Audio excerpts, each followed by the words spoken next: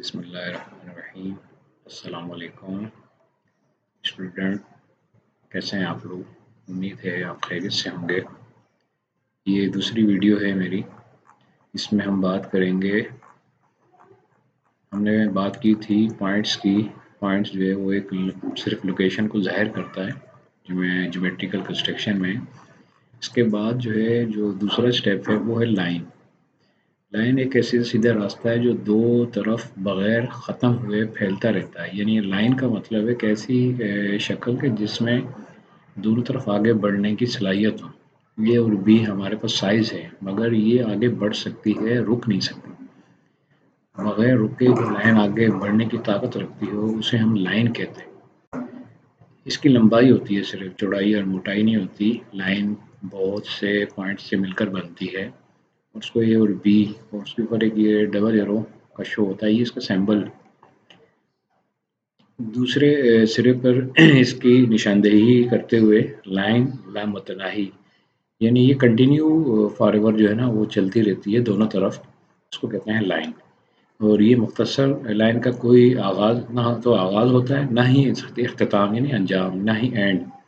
تو یہ لائن ایسی ہوتی ہے کہ جو دونوں طرف آگے بڑھنے کی صلاحیت رکھتی ہو اسے ہم لائن کہتے ہیں۔ اسی طرح آگے چلتے ہیں نمبر 3 پہ، لائن سیگمنٹ۔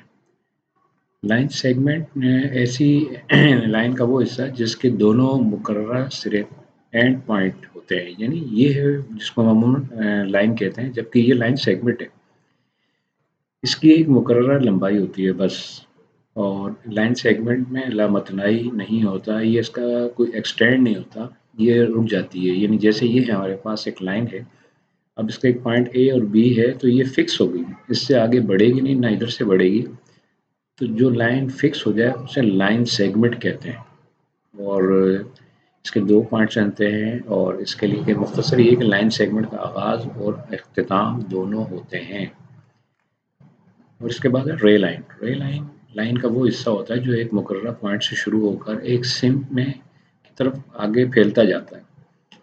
اس کا ایک اینڈ پوائنٹ ہوتا ہے اور دوسرا جو ہے نا اس کا کوئی اختتام نہیں ہوتا، وہ آگے موومنٹ کرتا ہے ون سائڈ پہ۔ جیسے ہمارے یہاں سورج کی روشنی ہے، وہ سورج سے نکل کے دوسری طرف جا رہی ہے مخالف سمت، یا ہمارے پاس جو ٹارچ ہے، اگر ہم ٹارچ جلاتے ہیں تو اس کی لائٹ ایک طرف جاتی ہے، روشنی ایک طرف جاتی ہے۔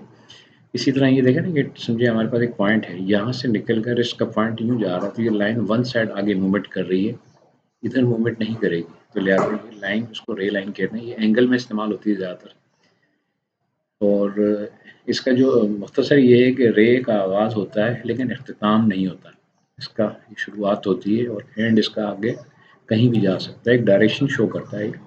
جیسے ہم اینگل وغیرہ بنائیں گے تو اینگل میں ہمیں رے لائن کا استعمال کرنا پڑے گا۔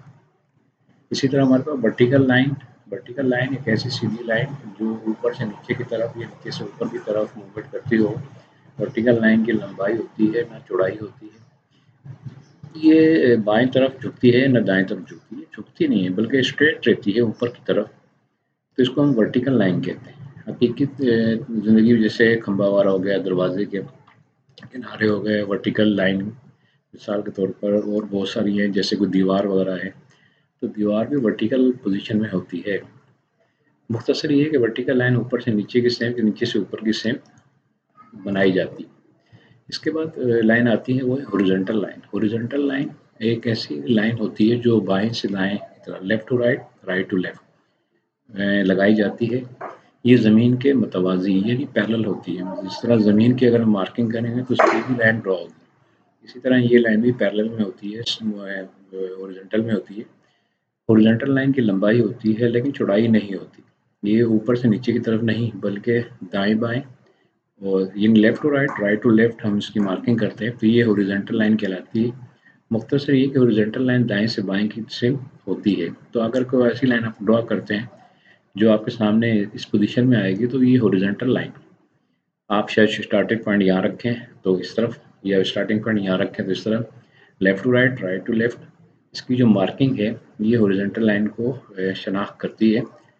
تو اسٹوڈنٹ آج ہم نے ان لائنوں پہ بات کی، آئندہ دوسرے بلاگ میں پھر آگے اور لائنوں کی بات کریں گے، تو اس کو آپ دوبارہ ریوائز کریں، پڑھیں، سمجھیں، اور تب تک کے لیے جو ہے نا اگلے بلاگ میں پھر ملاقات ہوگی۔ ओके, अल्लाह हाफ़िज़, शुक्रिया।